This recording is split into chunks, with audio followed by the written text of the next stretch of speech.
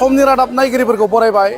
दिनै आं दङ नैबे आसाम बिधान सभानि जोबथा जथुम्मायाव सानब्रैनि थाखाय स्पेसियेल बाजेट जथुम्मा बे जादोंमोन। बुंनो थाङोब्ला 15थि आसाम आयेन आफादनि बे जोबथा जथुम्मा। बे जथुम्मायाव दिनै इउपिपिएल हानजानि एमएलए बिथां लरेन्स इस्लारिया बाहागो लानानै खौरांगिरिनि सिगाङाव मा बुङो फै जों एसे मिथिनानै लानि। एनडिए सरकारनि जोबथा बाजेट मा बुङो? बे 5 बोसोरावनि जोंनि जिथु एसेम्ब्लिनि दिनै जोबथा सान। दा बे सानाव आङो आंनि थाखाय गोदान मोनसे एक्सपिरियेन्स गिबि जिहेतु जों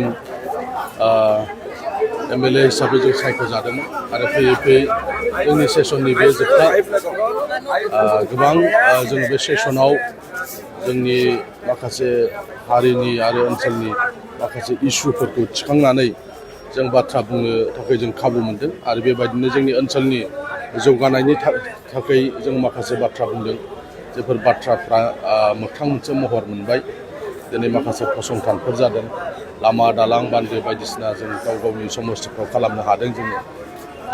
एबारबो नैबे जे बाजेट मैया दाखिल खालामबाय बिनि सायाव मोनसे चर्चा जागासिनो दङ। बुंनो थाङोब्ला जे जोंनि बे जे बाजेट जिथु इन्टारिम जे बाजेट बेहाय माने जों मिजिंथिदों जोंनि ओनसोलनि जौगाखांनायनि थाखायबो माखासे राहा लामा बेहाय दङ। जेरै जोङो नुनो मोन्दों दा गोदानै मानासावबो आरो उरां गाथोन फोसावदों। बेबायदिनो माखासे जौगाखांनायनि जे हाबाफारि जोंनि बिटिसि ओनसोलाव बिटिआर हालामाव दङ। बेयो जोंनि थाखाय जोबोद रंजाथाव मोनसे।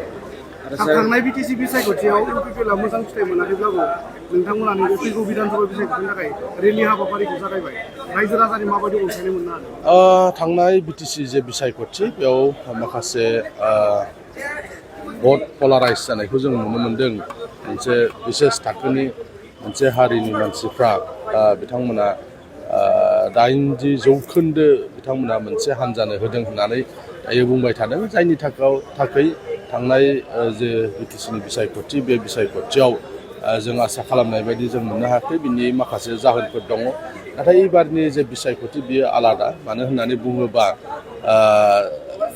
नैबे जाबाय रायजोनि, बै जाबाय मोनसे काउन्सिलनि इलेक्सन आरो नैबे स्टेट इलेक्सन। बेनिखायनो मानसिफ्रा आलादा नोजोरजों नायो जे बबे हान्जाया एबार पावाराव फैगोन, सोरजों थाफागोन, बेफोरबायदि गासैबो बाथ्राफोरखौ नायनानैसो भटार्सफ्रा डिसिसन लायो। बेनिखायनो एबारनि बिसायख'थिया आलादा मोनसे। सार, नोंथाङा एबार बादायनो थाखाय माबायदि थियार? आङो आंनि साइडनिफ्राय बा पार्टिनिफ्राय जों थामथिम जादों। जेसेबां दं जोंहा जोंनि समस्ति बिटिआर ओनसोलाव 15था समस्ति, बेवहाय साफ्रोमबो जों थाखानाय एमएलए आरो जोंनि पार्टिनिफ्राय माने माखासेयाव जोङो थामथिम जादों। गोख्रोङैनो जों बे माने बिसायख'थियाव बाहागो लादों।